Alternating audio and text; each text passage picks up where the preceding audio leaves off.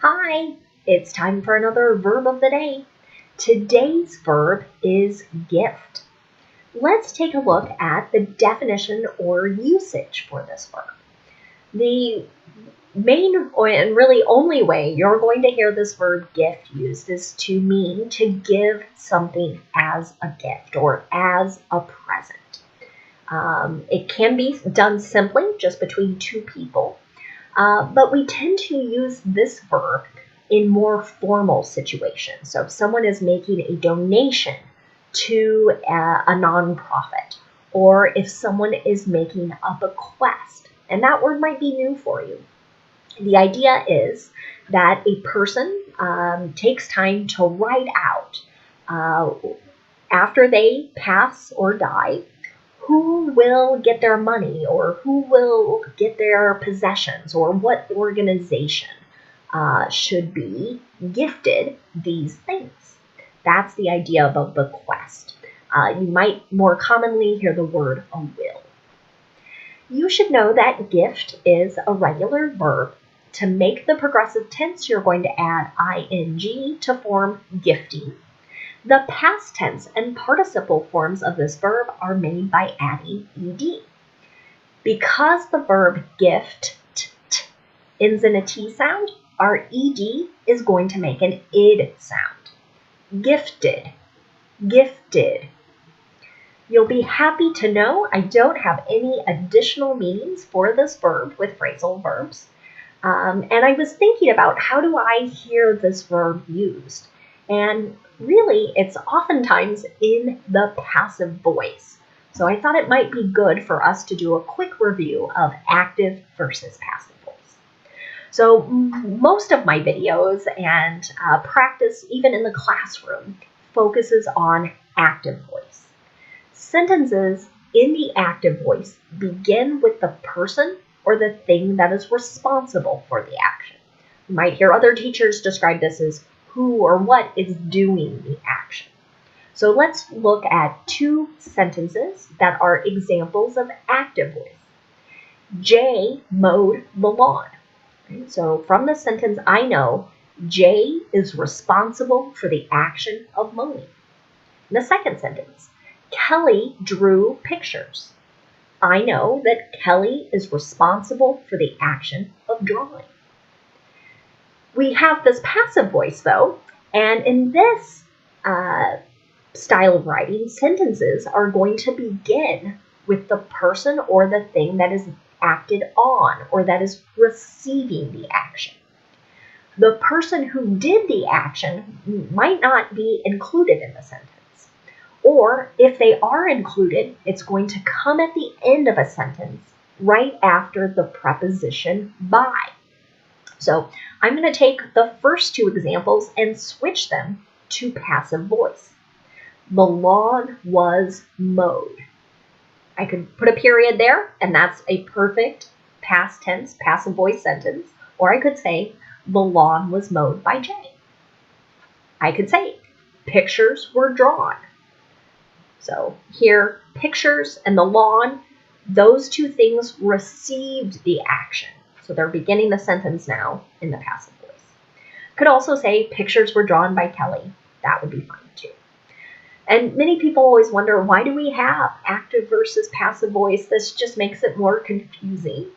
And there are a few reasons. So we might use the passive voice because the person who is responsible for the action or who is doing the action just isn't known. And that is sort of another way to avoid saying it. We could use the active voice in that case and say someone is mowing the lawn, right? You don't know who, or someone is drawing pictures. But this is just another way to say without acknowledging who is responsible. A second reason someone might use the passive voice is the person who's doing the action just isn't important. And that sort of connects to this third reason, which is the writer or the speaker wants their readers or listeners to focus on the object, so the person or the thing that's acted on or that's receiving the action. That's more important. So they're trying to draw people's attention to it by having it at the beginning of a sentence. So now let's use our verb of the day, gift. And I'm going to have two sentences, one in the active voice, one in the passive, but they're going to have the same meaning. It'll just give us the opportunity to look at the different structure. So we'll start with affirmative sentences first.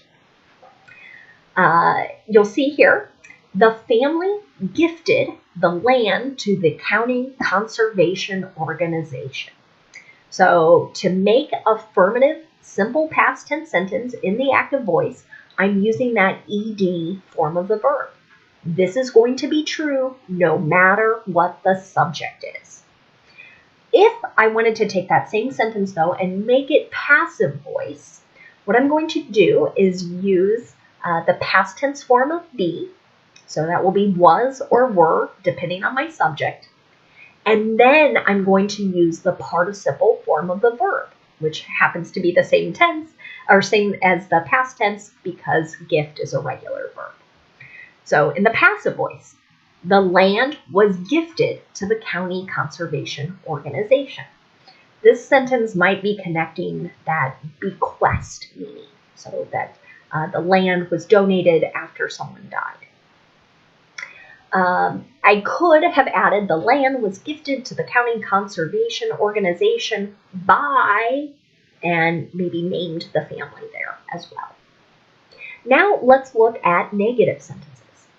In simple past tense active voice, to make negative, I'm going to use did not and then the base form of the verb. So there's no ed in the active voice, negative. Here's an example. The company didn't gift any additional vacation days to employees. Okay? Now, in passive voice, I'm still going to use a past tense form of be, so was or were. Then I'll have not, and you might hear native speakers use contractions, wasn't or weren't. And then we're going to have that participle form of the verb again. Employees weren't gifted with any additional vacation days. Now let's look at yes or no questions. In the active voice, I will start with did, then I'll have my subject, and then the base verb. Did a secret Santa gift $100 bills to shoppers? But in the passive voice, I will start with a form of be. Then I'll have the receivers of the actions, and then the participle form of the verb. Were shoppers gifted with $100 bills? Now let's take a look at two words that are related to our verb. And the first is just the noun form, gift. Same spelling, same pronunciation. And as I started this video, you might have thought, gift's a verb? I know it is a noun. So I think our definitions here probably will not surprise you. The first way to use the noun gift is to mean a present or an object, a thing that is given willingly to someone without payment. Here's an example. Did you give many gifts this holiday season? This is sort of a common time of the year in the United States that many people and friends and families exchange gifts. A second way to use the noun gift is to mean a natural ability or talent. Here's an example of that. She has a gift for painting and drawing. So she has this natural ability or natural talent for those two activities. A third way to use the noun gift is to mean a very easy task or just an awesome opportunity that you can't miss on. So here is an example. That topic was a gift. I was able to write so much. This is a sentence I heard a student recently use to describe an essay test that they had to take. They didn't know what the topic was going in, but once they read the prompt, they were like, oh, this is perfect. I know I can write on this, and I know I can write well. So they felt like the test in a way was easy, or the question they were being asked to answer was easier than they maybe anticipated. The last word we're going to look at is the adjective gifted. This means having exceptional talent or a natural ability. Here's an example of this usage. He's a very gifted writer. So he has natural talent or natural ability at writing. Thanks so much for watching today's video. I hope you have a great day.